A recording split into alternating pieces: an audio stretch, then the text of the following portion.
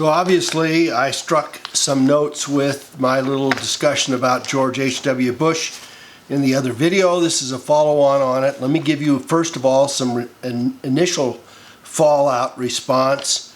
Some called us idiot conspirators. That is, we wear tinfoil hats and the rest of it.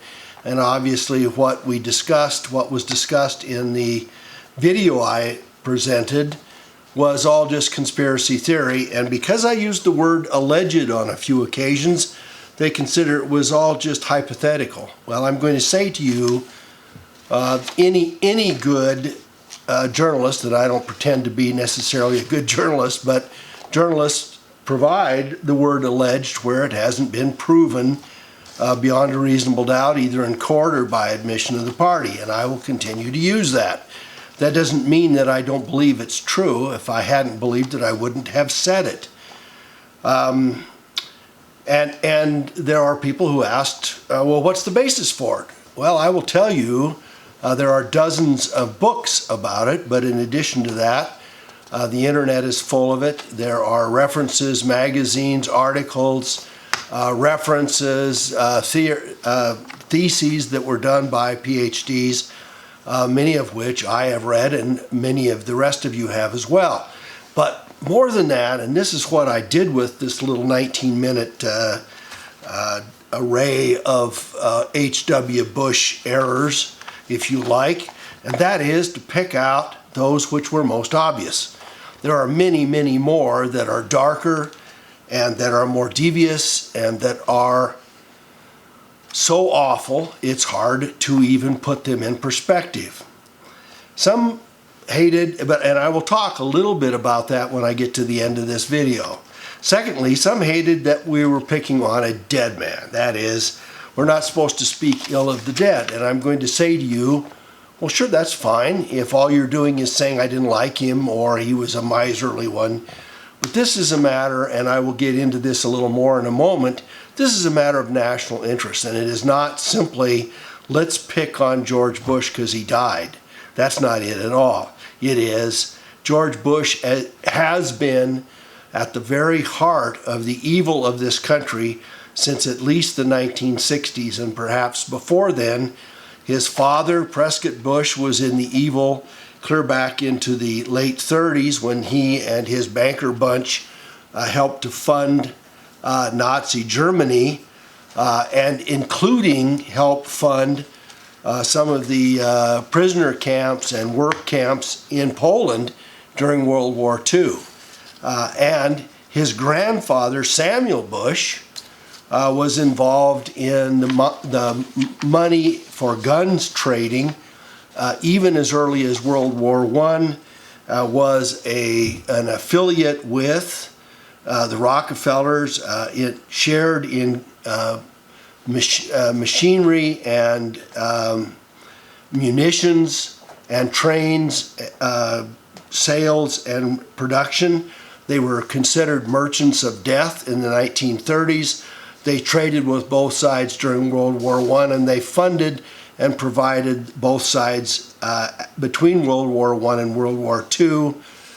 They were part of Buckeye Steel and Castings Company, and he was closely affiliated. This is George H.W. Bush's grandfather, Samuel P. Bush, Samuel Prescott Bush, who died in 1948, was also closely affiliated as early as 1918 with Bernard Baruch.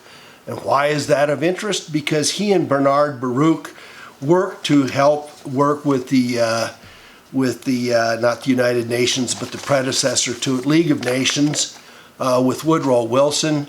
They also provided a post-World War II proposal to Stalin to create a world government to manage the nuclear capacities of all the world.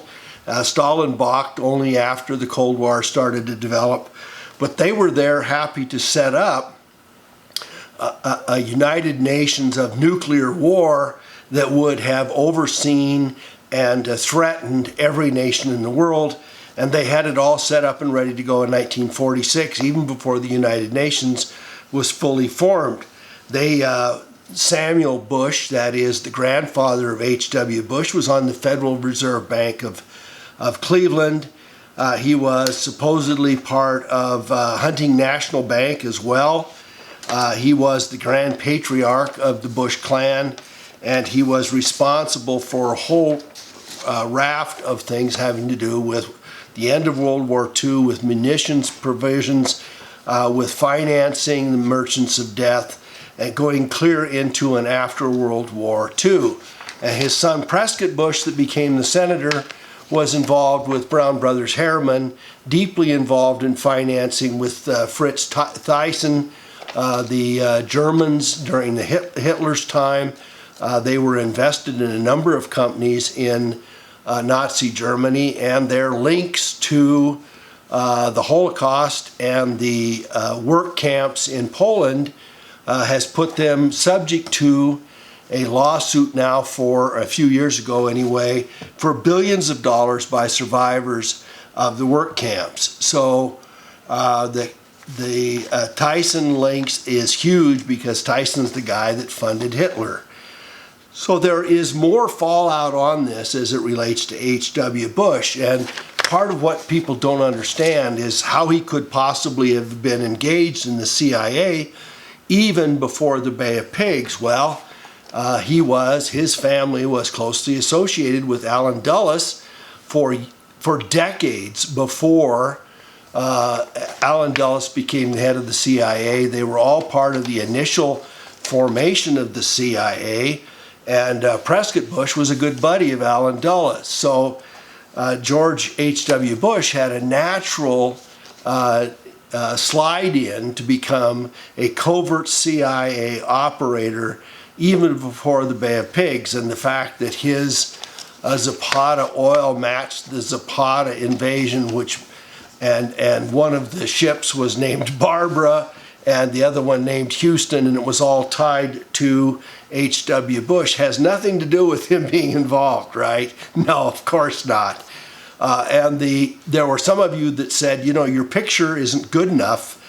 They were taken in different years, but having to do with H.W. Bush being at Dealey Plaza on November 22nd of 1963. I'm going to tell you to take a look at Jim Marrs and others, researchers that show that H.W. Bush was tightly linked. I think his denial that he remembered where he was when the announcement of Kennedy's assassination occurred is basically a complicit admission that he couldn't describe where he was, which lends great question to where he really was, and that he was in Dallas that day, which doubles, triples, quadruples up the various allegations and assertions that he was heading out the multiple shooters that took out Kennedy before Oswald came forward as the patsy for the whole process as part of the CIA gambit. So some of you said, forget this, it's just, you know, he's dead, it's over, it's done. Well, it has only begun, and not only that, it has gotten worse since 1963. It had gotten worse even before then, but it was hidden. The Vietnam turnovers, the Panama overturns, the Iranian overturns, the involvement, engagement, and overthrows of governments throughout the world, the Saudi matters and the rest that have to do there. These guys in the CIA were involved in all of this stuff. So let's take a look at it and take a look at the fact that George H.W. Bush just shows us a marker of what is continuing to be wrong with this world, and that it is getting worse and worse and more convoluted, and that his son, Shrubby Bush, that got us into 9/11, that actually is an insider in 9/11, as was H.W., and all of the people that H.W. helped Shrubby Bush get lined out, Rumsfeld, Cheney, Colin Powell, Condoleezza Rice, and the rest of them that were closely involved in the fallout of the fall of 2001, when the alleged Arab invasion happened and a bunch of Cessna pilots allegedly piloted huge Boeing aircraft at 300, 400, 500 miles an hour at sea level into the Pentagon and the two World Trade Centers that caused them to fall precipitously at the speed of a free fall to the ground into their own footprints. Yeah, I believe all of that. None of that is true, and we know it. So what else is there? Well, obviously, the international drug cartel and drug traffic. We say, well, that's outside of us. We've run wars on drugs forever. No, what we've done is we've run wars on drugs against anybody but the CIA that was bringing in the drugs, so that the little players that were involved in it committing evil could be ferreted out. We could look like we were actually doing something when in fact the CIA was providing most of the illicit drugs, helping tens of thousands of families become drug addicted, filling public and private prisons with people for drug offenses. It is crazy stuff. There are epidemics here and now, and countries like, or states like West Virginia are suffering incredibly, along with a lot of the other inner cities and throughout the country. We've got bankers funding wars. There's nothing new about that. Samuel Bush was doing it in World War I. Prescott Bush was doing it in World War II. It has been funded in the Vietnam War on both sides. We helped Stalin through World War II get ready to take over the entire Eastern Bloc and create the Iron Curtain. We helped Mao and ruin the chances of Chiang Kai-shek to preserve an independent and semi-democratic China. We helped facilitate the fall of Southeast Asia, and Poppy Bush was in there getting his share out of the Golden Triangle and getting the drugs from there. Afghanistan, there was never any reason for us to be there. Ultimately, when Obama claimed to have killed Osama bin Laden, which probably didn't happen either, he wasn't even in Afghanistan, but we have a 15, 17-year war in Afghanistan. We have Iraq with no weapons of mass destruction that little shrubby Bush went in after, and we were promised that there were weapons of mass destruction and much going on when none of that was true. And the war is still ongoing, folks. The war is still ongoing. It's an H.W. Bush, shrubby Bush confab that has kept us in 17 years into it. Some of you wonder why it is that your Social Security is failing and that we are not being adequately funded for all kinds of infrastructure and governmental programs, that we don't have adequate education. And here we are, we have now funded somewhere between $4 and $7 trillion into these Middle East wars. And here we are now, not only in Afghanistan and Iraq, but in Syria, for which we have no claim whatever.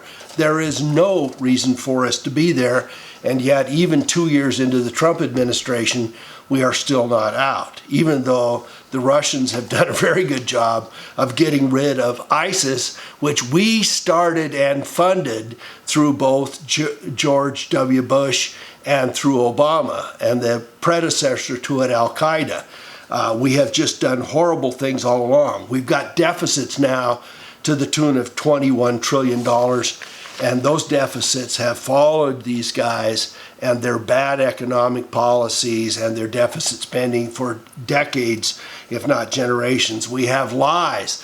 The CIA, which it was a Bush heartland matter all the way back to Allen Dulles and to the present, that is rogue. We've got the NSA that's keeping track of everything that we do. We have pedophilic stuff going on, sex trafficking, abductions, and satanic things, and I haven't even gotten into those. And Bush's hands are bloody from those as well. And you say, well, gee, you're just making light speculation. No, take a look at it.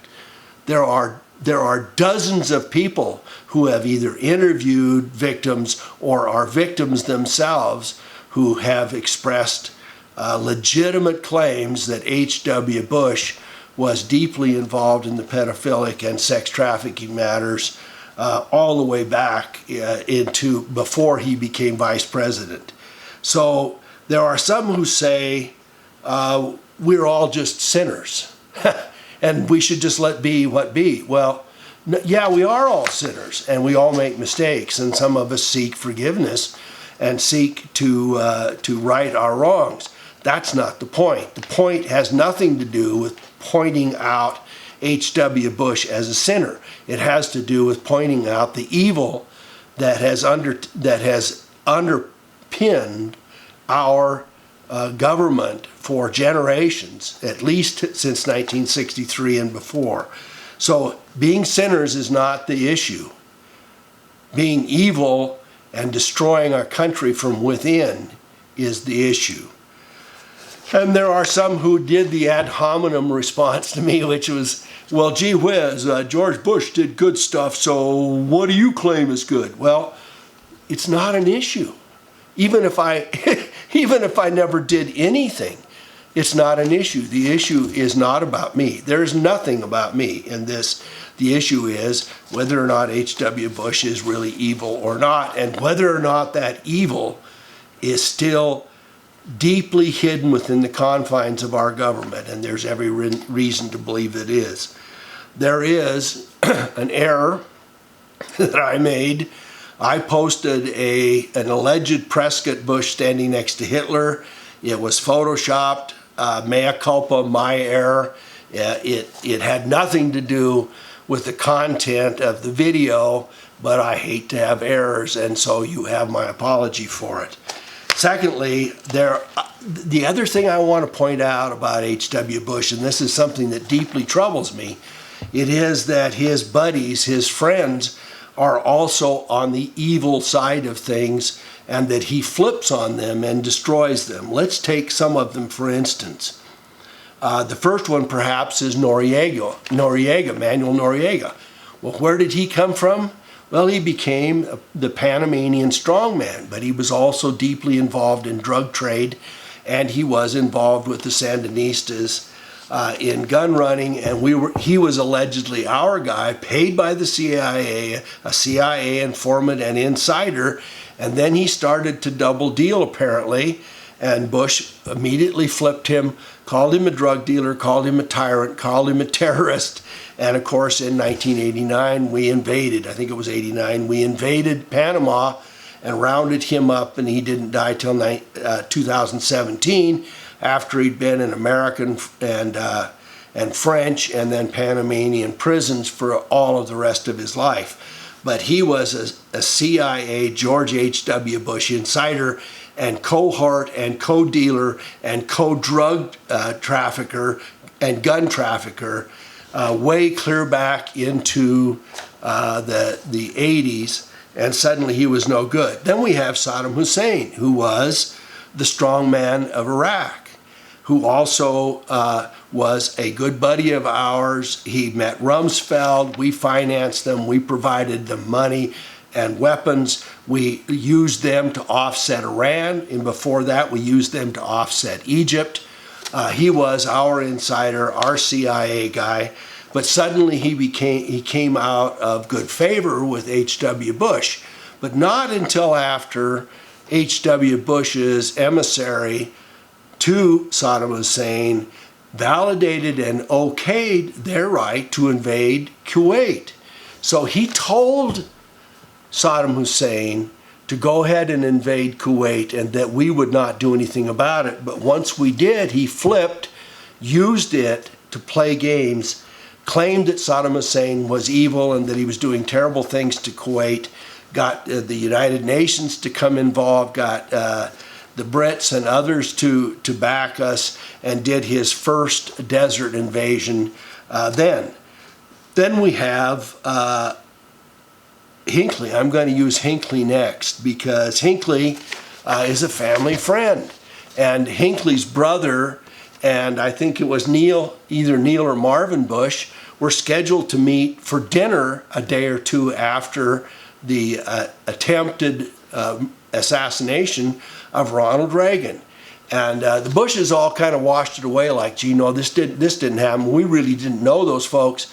It's just that I think his Scott's Hinckley just happened to be the double date that we were taking out for dinner that night. We didn't have anything to do with them except that the Hinkleys and the Bushes were neighbors. The Hinkleys had provided funds to Congressman George H.W. Bush when he ran for Congress and for Senate. They backed him then. They helped work with his campaigns. They had been friends for a decade or more, and there was money involved from all indications. So, and finally we have the bin Laden family. So the day before 9/11, 2001, September 11th, the day before, who was meeting with the bin Laden family in New York at the Ritz-Carlton? Who was? The Carlyle Group? James Baker, the guy that was rubbing H.W.'s feet the moment he died, and H.W. And they were talking to the bin Laden family about their investments in the Carlyle Group and perhaps more. So within a matter of days, even while there was an absolute ban on flying, plane loads of Saudis left the United States, including the bin Laden family, including others that were transported, I think, from Tennessee to Kentucky. They were shuffled out of the country. There were some claims that, excuse me, the FBI didn't investigate them. There were some claims that they did. But unlike the Mossad bunch, unlike a bunch of Israelis that were rounded up that same time and were kept for weeks under interrogation, these folks all flew home within 48 or 72 hours after the 9/11 matter. And so who were the good friends of the Bushes? Well, the Saudis and the bin Laden family, that's who. So when we blame this on the bad boy Osama bin Laden, who was tossed out by his family, and we blame the assassination on Johnny Hinckley, who happened to have been the bad boy of the Hinckley family, when we flip on Noriega and Saddam Hussein, and we go from good buddies and drug dealers and drug traffickers and strong men in their own areas that are all our buddies, till suddenly we have to get rid of them, it sets a pattern for George H.W. Bush, doesn't it? And this is just, again, a tip of the iceberg. But these are more pieces. Thank you for watching. I do truly appreciate it. I have more to follow on this and other subjects. I really appreciate. Subscribe if you will. Follow if you will. Give a thumbs up if you will. And thank you again so much for watching.